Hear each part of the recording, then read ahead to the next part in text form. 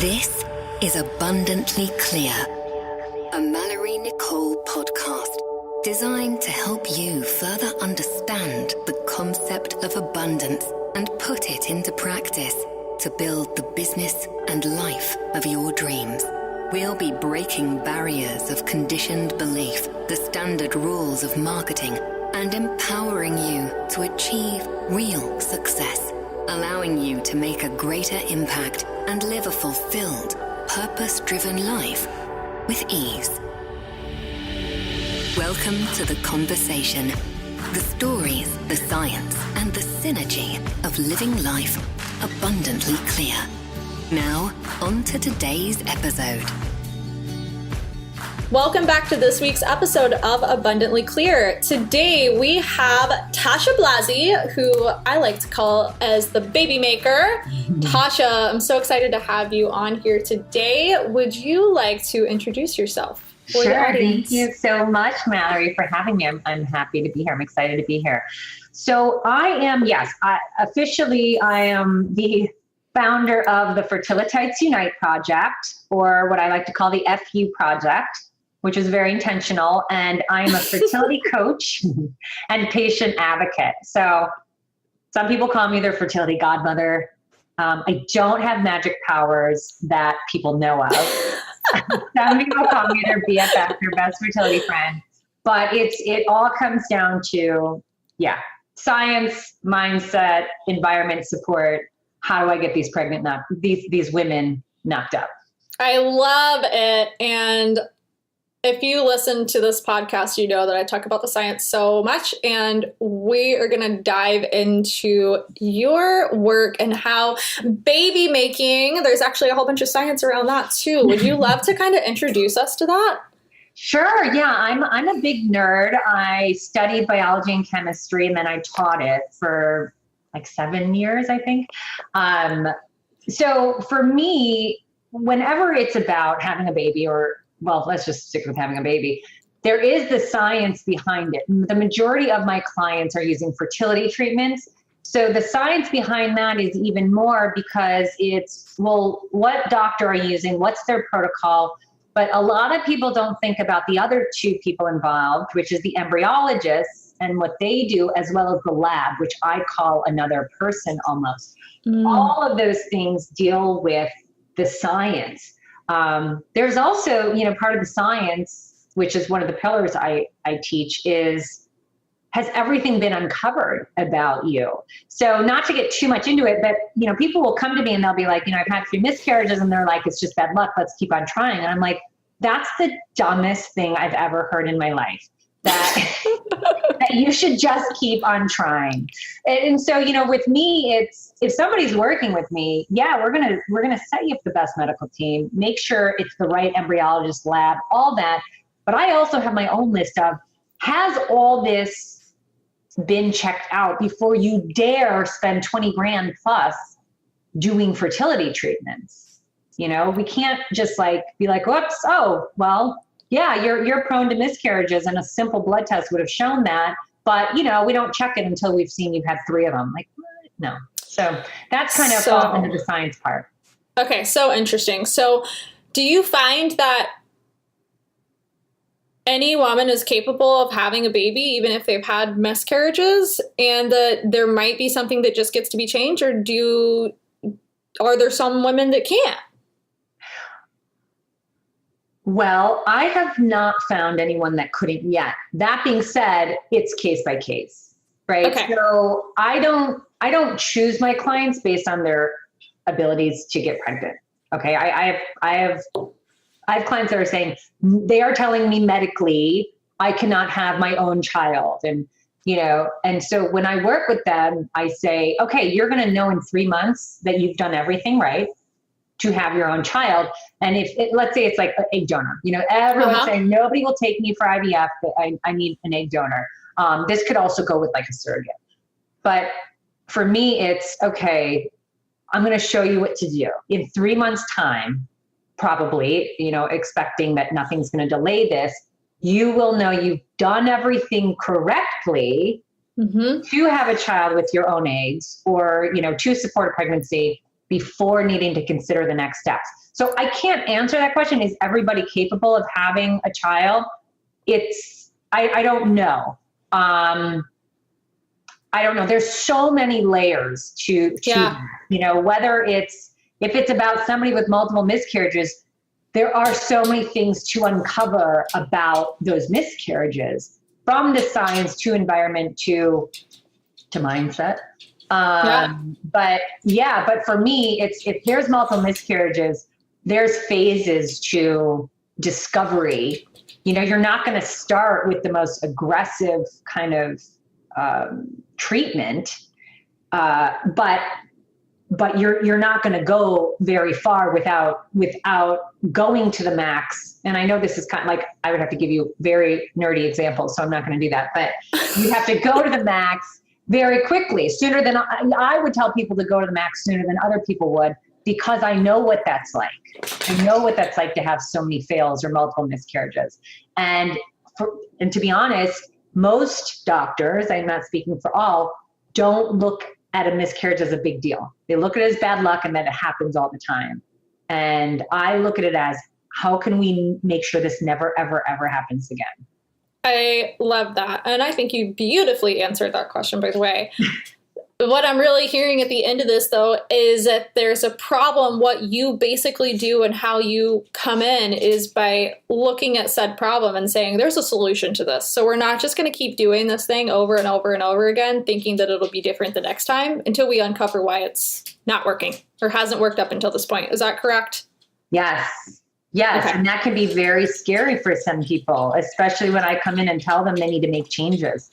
You know, that's I mean, my analogy is I'm telling them, you know, their baby's ugly.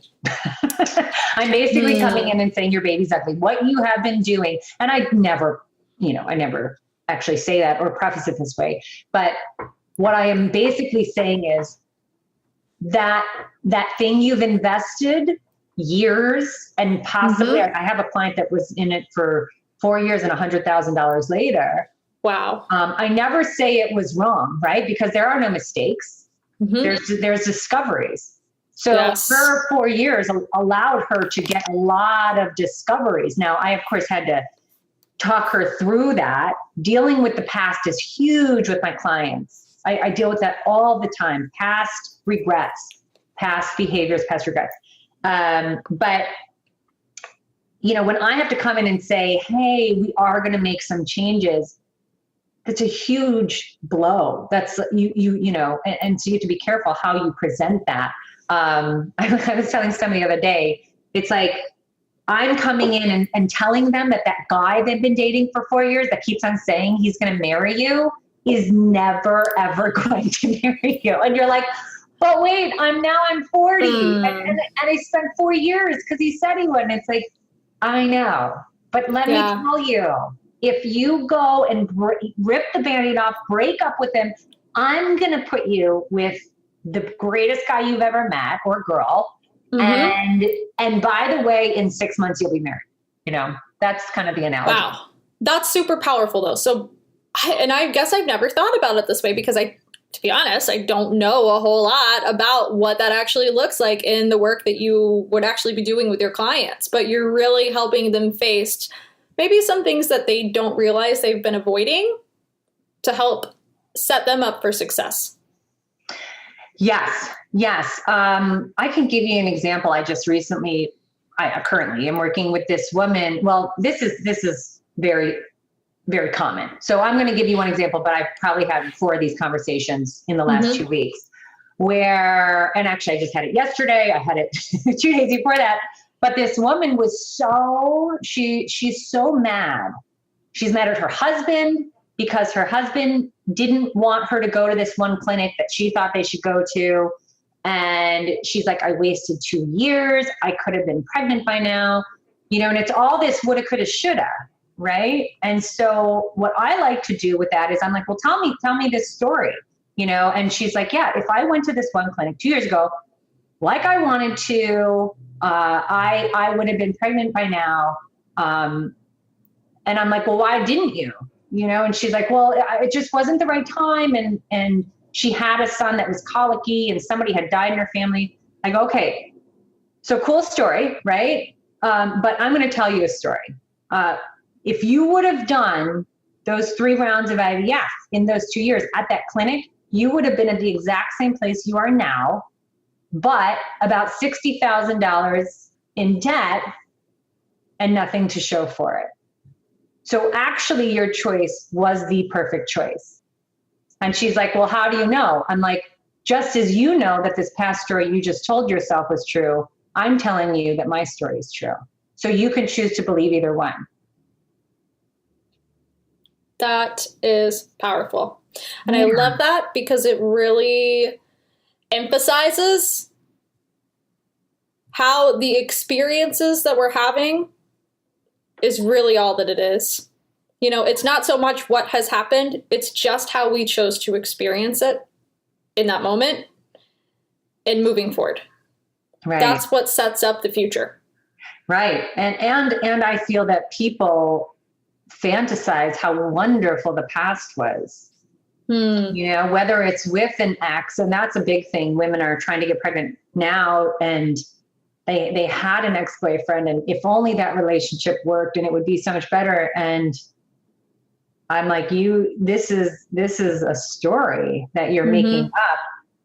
And I just let them know, you know, I'm sure you talk about this all the time, but I repeat the statement, you did best with the education and consciousness that you had at the time. Right? Or if somebody's very upsetting in their lives, I say they are doing the best they can with the education and consciousness they have at the time.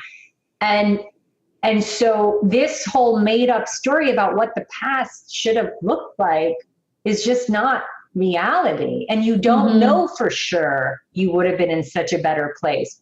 So what I'm telling you is what you did was the exact right move. And you learned from it, right? Did you learn other things? Yes. Oh my gosh. Yes. Okay, great. To lead you to this moment. And by the way, aren't you so happy that you're having a baby now versus however many years ago in that situation that you were in? And of course, the answer is always yes. Yeah. So a lot of what I'm hearing then is you do, I'm sure you're doing a lot of, you know, working with the actual process that they're going through and the diet and all that kind of stuff too, is health-wise. But I'm hearing too that a lot of what you're doing is helping women recreate their stories so that they can have a new future story that has a baby in it. Yes. We do the science and the environment. Those are the 2 things. Those are more the tactical things. You know, set yourself up for the right journey. Environment is let's declutter the body, the mind, move forward. That's nutrition. That's however physical and emotional clutter shows up. We deal with it. But then it's mindset and support. And that's the ongoing thing. That's the fluid part of it where, depending on what they are going through, is it depression? Is it the shoulda, woulda, coulda? Is it just a lot of them are really ashamed that they need fertility treatments. Whatever it is, that's where I help them take those fears, you know, triggers, OPBs, other people's babies, and I say, okay, those are still going to come up, but let me show you what to do with them once they do show up. Yep. I love that. And if you've ever listened to any of the other episodes, I've talked about just the vibrational frequencies that we put out. Shame is the lowest one, and it does connect to how our physical body shows up. So I really love that you just pointed that out. We really, shame is one of the biggest struggles that we go through as humans on this planet from a multitude of experiences, but we cannot move forward like we have the potential to move forward if we're holding on to some low level shame. It blocks us physically, mentally, energetically from really creating what's possible. Yes. And you know, something around just shame and needing fertility treatments, there, you know, I do an exercise and then I have kind of a different way to think about it. The exercise that I make people do when they are so energetically low or their self-esteem is just shot for so many reasons, especially a fertility journey, is I make them write 50 things about themselves that they've accomplished, that they've caused others to accomplish, that has gone right in their lives, their gifts. This is all about what are your gifts, okay? What are your natural, so fertility is not a natural gift of yours, right? It wasn't a gift of mine either. But so what are your gifts? And they're like 50. I'm like, minimum 50. Write down everything that you have accomplished or that has been accomplished because of you. Natural gifts, gifts you've worked on, whatever.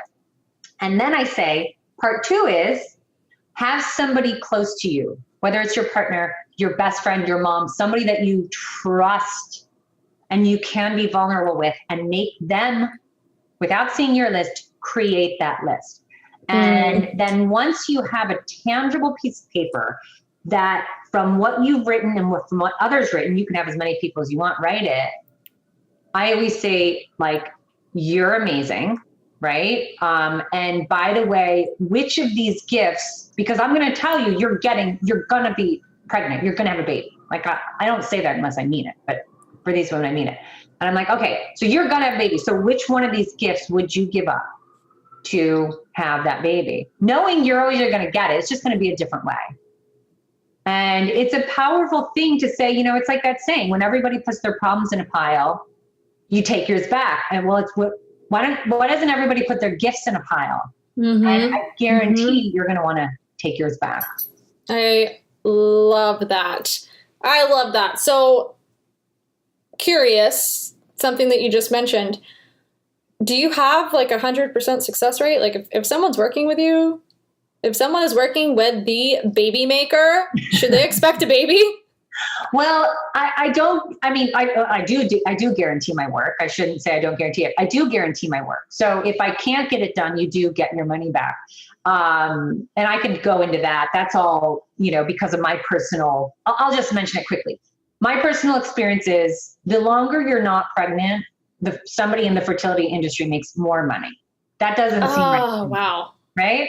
So I also went to 4 different clinics in 3 years, you know, and 8 rounds of IVF trying for number 2. I've done 10 rounds total. And everybody was like, trust me, I can get it done. And when they didn't, they still got rewarded. They still got paid in full. And of course, I was out time, money, a lot of mental health and energy. So anyway, my guarantee, first of all, I have one like commitment. It's here's one investment until you have a baby in your hands. It's not even until you get pregnant. And I don't care how long that takes. I don't care how long we're working together. I'm in it. I'm not going to charge you more the longer it takes you. That is so amazing. I love that. Sorry, I just interrupted you, but I'm like, powerful. I love it. It's because it's personal, you know? And the second is, and if I cannot show you how to get pregnant, you do get your money back. So that being said, I do have a 100% success rate.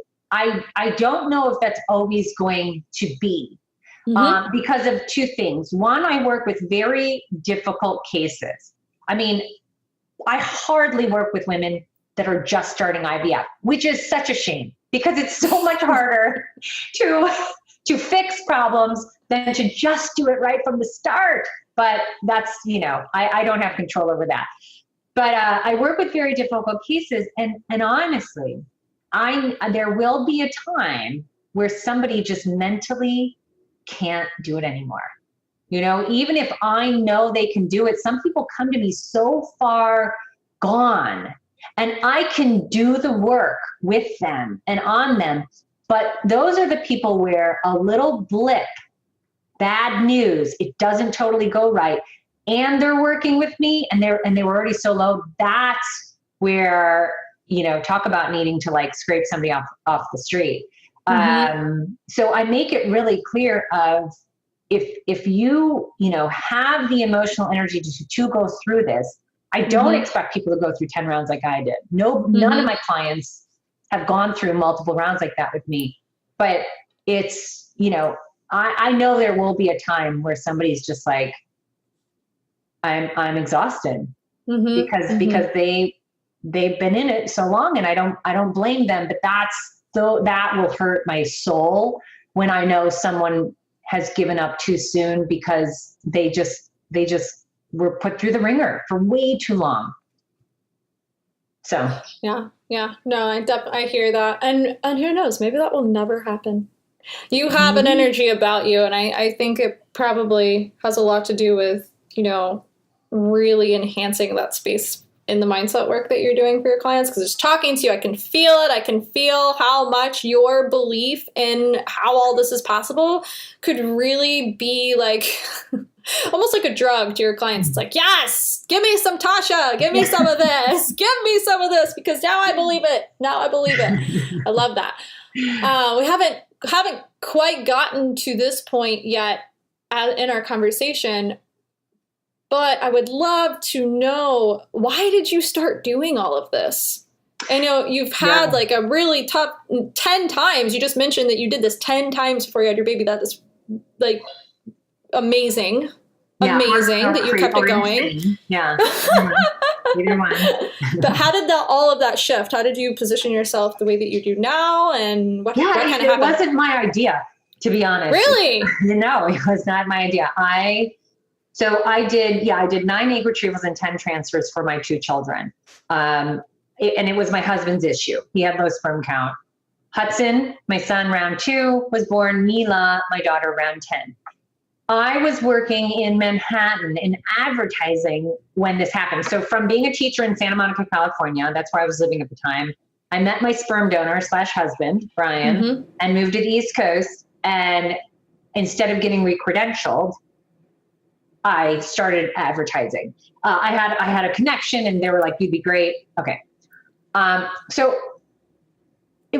I randomly, nothing's random, you know that, but I randomly went to this women's networking event, and this woman was a business coach. And she was doing this talk about, figure out what you want to be when you grow up. And for me, I'd always watched Oprah, and she'd be like, when you're doing your life's work, it doesn't feel like work. And I'm like, that's cute, Oprah, for everybody else. But like, I don't know. But it's not possible for me. It's not possible for everyone. It's like, you know what? I made a ton of money in advertising. Stop being so selfish, Tasha, and wanting to like have a passion. Like, shut up. Just do your job. You have an unlimited expense account. Shut up. But I was miserable. I was absolutely miserable. But I felt very, talk about shame. I felt very guilty, very shameful, wanting more than what I already had, and afraid. Right? Afraid of not having the security of that money and of that just life that I knew I could do so easily. So I'm at this event, this woman's talking. So I'm like, yeah, I'll hire her. Like, she thinks she can tell me what I want to be when I grow up. Great. 2 sessions with her. And she's like, you need to be a fertility coach. And I'm like, that's weird. Like, I've never heard of that. And she's like, well, do it. I'm like, okay, well, like how? And she's like, here, writes up a 90-day plan for me on how I'm going to be this coach. And I'm like, all right, we'll see. And a part of you still is not quite sure at this moment. Am I right? This is a great idea, but all right, yeah. I was really excited about it, but of course I have a very set, secure job that I'm very good at. And now this is like blow it all up and do something that like I've never heard of. Mindset, right? It's all mindset. And still, what's crazy though is that, and I know that all the people that listen to you, and this, is that there's always something bigger and better and smarter than you out there taking care of you. Oh, 100%. Right? God, your guides, the universe, energy, your angels. Let me tell you all, they are smarter than you. Okay. Yep. And they are trying to get you your best life. So this was an example of, she sends me this 90-day plan. I'm in my office in Manhattan, and it's Thursday. It's 6 days later. And I'm like, oh my gosh, I haven't done one thing on that 90-day plan. I have 2 young kids. I haven't done one thing. I'm so busy. I'm supposed to be traveling for work, all this. I'm like, whatever, nights and weekends. And I took a second. I'm like, but one day, and I looked around my office. I'm like, I'm going to pack all this up because my business is going to be so successful. And I know that's going to be the case. I remember looking at my whiteboard and all those, accounts, Geico and Burger King and all that, and I'm like, I wonder what accounts are going to be. Like, I did this whole visualization. The first meeting, this is 6 days later, the first meeting I went to, was to tell me that my division had been shut down and I was being eliminated. And it was done, right? A new CEO and president had come in, and basically what I was working on, I was the SVP of this division. That was the old CEO's baby. So the new CEO hated that division, right? Oh, so it was not about you at all. None of this was about you. It's just like, here it is. Yeah, and I got let go, and I was like, I was shocked, and I was like, oh my gosh, this is crazy. But then I was like, all right, I guess I really have to do this. I mean, talk about the universe, not just like kicking you in the ass, but like she gave me a wedgie and then like kicked me in the ass so hard that like my eyeballs almost popped out. Yeah. She gave me a wedgie. You know, for all of the comments I've ever heard about talking about the universe, I've never once heard anyone present it that way. Yeah. Oh my God. I'm dying right now. And I wear a thong, so you have to imagine what that felt like. She gave me a really hard wedgie, and then my business opened. Okay, yeah. And I started making babies. You had a wedgie. You went from a really, really hard wedgie to making a bunch of babies. Yeah, and I should say for the 6 years before I started my business, that's all I was doing, like nights and weekends, was talking to women, helping them go through it. So that's why she came up with that. But the coolest part. Oh, okay. Go ahead. Yeah, and the coolest part was like, as soon as I made that decision, it was just so easy. Now, I'm not saying I didn't work crazy hard, because I did. Yeah. And I took chances, and I invested in a lot of great coaches.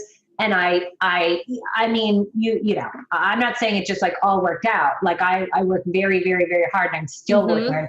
But the people that fell into place, how easy it was to just keep on moving forward. Yes, there were setbacks. Yes, it was hard, but it was also just, you could just feel how right it was by how things just played a part of it. And that's the other thing, you know, for anybody that you're probably that's thinking about working with you or you're working with, is the whole idea of, you know, we need to trust that there is something bigger than us out there, making sure, you know, it's not going to be an easy life. Nobody's life is easy, but making sure that we're going to lead our best lives. And if you have an opportunity, if you have an idea or a passion, that you can take that and make that your life's work, like, yeah, oh my gosh, go for it, try it, fail. Who cares? Failing is discovery. You know, discover something new about yourself, about life, and keep on going. It's just, you know, I mean, I know that, and even if it's, well, but I have to make an income, and I get that. And I'm not saying, you know, throw everything out the door and just start a business, like be smart about it. But that's where the right coaches come in. Yeah. You know, I could have never gotten to where I am as quickly as I had without the right coaches. And let me tell you, I'd hired coaches in the past and wasted a lot of money. So I was hesitant to hire coaches again. But that's just me, you know, being fear-based about, oh, it didn't work in the past, it won't work again. No, I discovered that wasn't the right coach for me. And now I'm looking for the right coaches. Yep. And we get to decide how that looks. I just had an exercise with a client that I was doing, as perfectionism is showing up and failure is showing up a lot. And it really just goes back to, what does failure actually mean? Like, how are you experiencing failure? I want a list of what failure means to you and what's in the way and what's connected to that. And if failure didn't exist, what would be possible? Because failure is just an illusion. Failure is not a real thing. We can choose to see it as a real thing, but if that illusion goes away, and she came back with like 3 pages full of stuff. Well, all this stuff would change if I stopped looking at failure as something that actually existed, and then 2 days later, something falls in her lap. This is how it works. I know you know this too with your clients. When you shift the way that you're thinking about something, when you shift the lens, you know, it's like the pair of glasses that you have on. It's like, what pair of glasses do you have on? Yeah. Do the glasses have a bunch of fog on them? Are they muddy? Are they dirty? Are you looking at this vision of what you want, this baby that you want, this business that you want, whatever it is, through a lens of true possibility. Yeah, absolutely. Absolutely. And I also,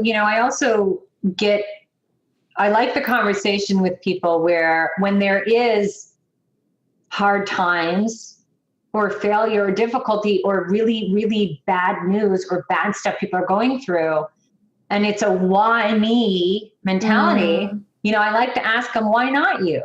Yep.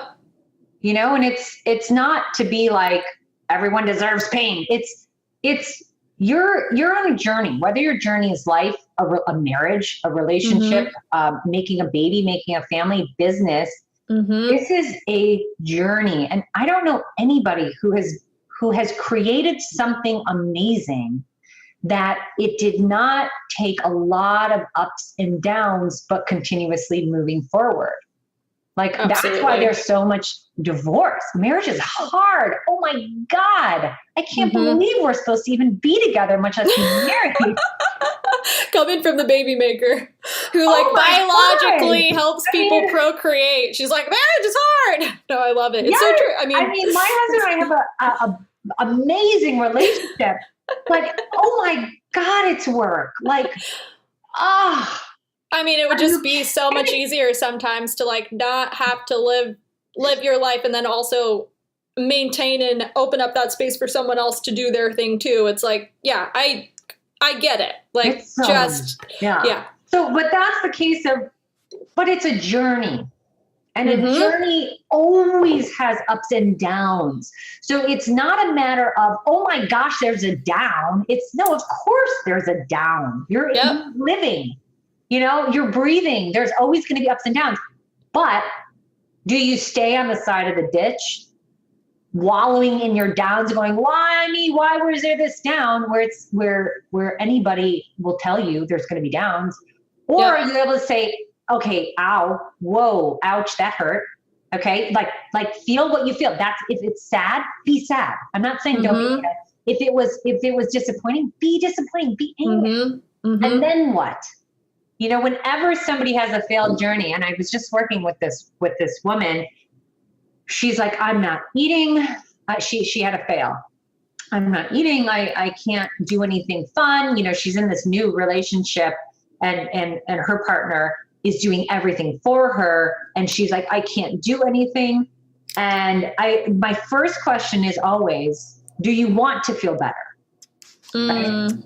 Isn't that such a simple and powerful question? Because when we get stuck in victim mode, we don't realize that that's sometimes all it takes. Right. And I also need to know that, and I'm sure you do too, for you, do you want your business to progress? Because if it is something like, if she is going through a really hard time, which she was, she might not be ready to move forward, and that's okay. So I'm not going to push that. I'm not going to push her to move forward. If I see her really going off the deep end and not, because it's her, if who I'm talking about, I know that I would be able to bring her back, and I'd not be able to do that. But it's all personal. Right. But the first question has to be, are you ready? Okay, if you're ready, I can show you what to do, but you have to be, it's not up to me for you to be ready or not. And it was just a simple decision that she was sick of feeling how she was feeling. And I gave her, first I talked her through things and what was going to happen and what was going to look like. And then of course I gave her homework. And you'll love this. One homework was, because I'm like, listen, you're in a new relationship, and that's great that she's doing everything for you, but that's going to get old fast, Yeah. And I love her for being so willing to do whatever for as long. So one of my things was, I'm like, I want you to write a note to her. Just say thank you somehow. Just a quick note, a Post-it. I'm like, how often is she over? She's like, every night. I'm like, okay, whatever. On a Post-it, say, how are you saying thank you? Say thank you. I'm like, 2, and you'll love this. I'm like, because I make them do vibrational charts, what makes you feel good, what not. I knew taking a walk was really high on her vibrational chart. She was like weirded out by how high she put just taking a walk. I'm like, you have to go and take a walk today. I'm like, do you, she goes, oh, I'm not even having sex. I go, do you like sex? And she's like, yeah. I go, then you have to have sex tonight. So, yes. Just like, it's a matter of, if you're going to feel great, you're not going to want to start it. But if your goal is to feel better, it's all about getting out of your own way and taking action. And that's where the mindset comes into play of, how long do you want to stay down? By the way, the down wasn't against you. It's just a journey. It's just life. A lot of things in this journey you can't control, right? A lot of things about fertility you cannot control. It has nothing to do with you. So do you want to get out of that ditch? And then, okay, now you have to take massive action if you want to feel better. Or like with your clients, I'm sure you have to now take massive action. Get your ego out of the way, get out of your own way, and just go. Yeah. And that, I want to hone in on that exercise that you just kind of played out for us, because that really is part of it. We get to create our habits. If walks are something that make us, which they are for me actually, if walks are something that really, really raise us and make us feel amazing, we need to make sure that we're creating space in our day and our week to do it. We skip the little stuff and then we get burnt out, or we're like, why do I just feel this way? Well, honestly, part of it is because you haven't set yourself up for success to feel anything other than the way that you're feeling, because you haven't given yourself time to put these little habits into place to do the things that really make you happy. Yeah. My husband was telling me how, Craig Valentine, he does like the perfect day formula, he just has this new book out, the perfect week formula. I haven't read it, neither has my husband, but he was listening to a podcast on it. And his whole thing is, for entrepreneurs, the first thing you schedule in your week, because you have to schedule your week out, are your self-care items, whether it's meditating, whether it's the walks, whether I even tell my clients who are so busy, you have to do just a 3 to 5 minute breathing break. If your day is that crazy, you have to give your brain, your body some downtime, because they're like, I can't breathe. I can't, but that's how I haven't read the book. I want to, but that's what he says. It's the you time, the self-care, the energizing action items that you schedule first. And everything else gets scheduled. Absolutely. I mean, that's one of the reasons, this is going to sound silly, but I don't take clients on Mondays. I don't take clients on Mondays because I know that Mondays there's a lot of other things that I'm going to have to do for my business for the week. No, not a ton of stuff. Most of my stuff is client work. 90% of it's client work. But I give myself Mondays to get the other stuff done. If I have podcast interviews come up, Mondays are great days to do them. That way, when Tuesday rolls in, I can be 100% present with my clients, because if they don't have the best of me, they're not going to get the transformation that's possible. So if I show up half-assed, if I don't honor my needs, then showing up to them, it's not going to give them what they can, what the potential could be per se. But it's little stuff like that. And it took me a little while to figure out, I didn't like my schedule when I had clients on Monday. And I'm like, why? What is going on with my schedule? And it's just something that simple. It's like, okay, well, just don't take clients on Mondays. Take them on the other days. That just sets you up with these habits to create space so that you can prioritize yourself, so that you're showing up the best version of you for your business. And whatever that looks like, I'm not saying that everyone should not take clients on Mondays. It's just an example of taking ownership for your time, because I think as entrepreneurs, it's really easy to work from that scarcity mindset of just, it all just has to happen when it happens, and I just have to be present all the time. And that's just not true. Right. I do think that scarcity mindset is a big reason why us entrepreneurs do what we do. We better hurry. I need to be first. I need to, hit this goal. What if somebody else comes in and copies everything I do, Right. I don't have that. I think I did when I started. And then once I shifted it to, this isn't about me. This is about, like, my mission. Yeah, I want to help as many women as possible, but I do know that I have the opportunity to change an industry. there's no way that this industry can go on how it has been if the women know what I know and can go forward with the education and consciousness, right, that I have about the industry. So that really shifted me from, I don't look at my numbers obsessively. I don't know a lot about the insides of my business. I trust the people that are handling it, but I don't look at that because it's either working or it's not. For me, it's like if all of a sudden I realize somebody has slipped through the cracks, my business isn't working, period. How many sales calls I took. I mean, I'm trying to get off sales calls, because for me, it's just about the clients that I have. I'm so protective over, and I just wanted to just help them. To be honest, I'm at this state of my business right now where and I think we were talking about this before, where I want to figure out a way. I know that I can get bottlenecked, and that's not a sexual position. That's an issue in business. Right? Okay. When are you going to have your reality TV show or talk show? Because that's really what I want to know. I don't really give a crap about any of the other stuff that we're talking about. I just want to listen to you because you make me laugh. Listen, so let me know. Getting bottlenecked sounds fun, but it's not. Okay. No, but I was just saying, I know that there will be a point. I'm at this place where I can't take on unlimited amount of clients. I know what you mean. But I can't deny these women the information before they, God forbid, go into their fertility journey without the right information. Yep. And how does it, people are like, you should write a book. I'm like, they need your help though. They don't need the book. I'm so custom. And listen, there's 80% everybody needs to know, right? And it's weekly everything. And then there's the 20%, maybe less, I don't know, but 20% where, well, what's the issue today? Or, well, she tried this protocol and she's with this doctor. How do I, it's just, so I'm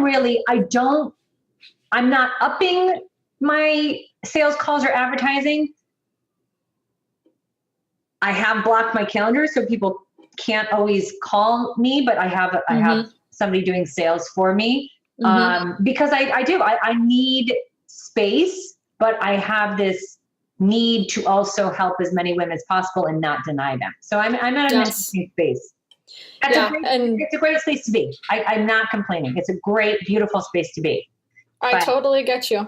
And you probably will write a book, by the way. You'll probably write a book one day. But I'm on your wavelength of, these women, they really need your help. They need you. And for where you're at right now, you're trying to figure out how to serve more of that. And you know what it really takes to give them the results that are possible for them in their life. Yeah. Totally understand. And do you know what my clients need the most after we kind of set up their journey? A mindset coach. So for anybody who doesn't think, because I started, I talk to my clients all the time and I do group calls and we're just always talking, but it's always mindset issues. It's always relationship issues around their fertility. I've given people career advice. I've given people mother-in-law advice, sister-in-law advice. It's mindset. I'm at a holiday party. I'm about to see so-and-so and I can't stand her. What should I do? That's not fertility issues. That's all mindset issues. So I mean, I have a mindset coach that works with my women. Because they and I have a spiritual advisor, and she does a lot of decluttering with hypnosis, guided visualization, things like that. Because, it's all mindset stuff. So what you're doing is super, super important work. So we can all get out of our own heads and move forward. Well, likewise, I mean, your story and the work that you've done, we've known each other for a while, but we haven't honestly connected all that much. We will. And I just find what you're doing so powerful and so fascinating because you're really changing. You know, you're not just, as if making a baby isn't a huge thing, because it is a huge thing, but you're changing their whole life. Not only are you helping them make babies, but you are changing their ability to step into their true personal power and create what they want. And this work is so important. It's so important. We're all on a healing journey. And I admire all of the women and the men that feel called to do this type of work, true transformational work. I just find it really, really powerful. Yeah. I mean, honestly, I never talk about that when I'm like talking about what I do, but once somebody's my client, I see the work that they're doing, and I see the transformation, and they're telling me how much better their marriage is, and how much better they feel, and how much happier they are, how they went to see their friend's baby and they were happy about it, you know? And that's like, you know, what I say is my success rate is not just how quickly I can show somebody to get pregnant, but are they happier and healthier in the process? Because if you just imagine somebody who's been through a fertility journey, any sort of fertility journey, and they're hiring me, it's difficult, right? So getting pregnant is actually worse than not getting pregnant, because there is then, if they haven't done the right work, their fears are overwhelming because the stakes are higher. And then those women go into being new moms. And, you know, I'm not saying like a new mom of a baby with IVF is different than not, or fertility treatments, but it is, pregnancy is very different. You know, and then having the baby is very different, because these fears, just everybody has the fears of newborn. But it could be overwhelming. And so if I can teach these women how to rethink fears in general, and then of course it's health and wellness and mindset and diet for them. There's not the first thing I say is there's no fertility diet.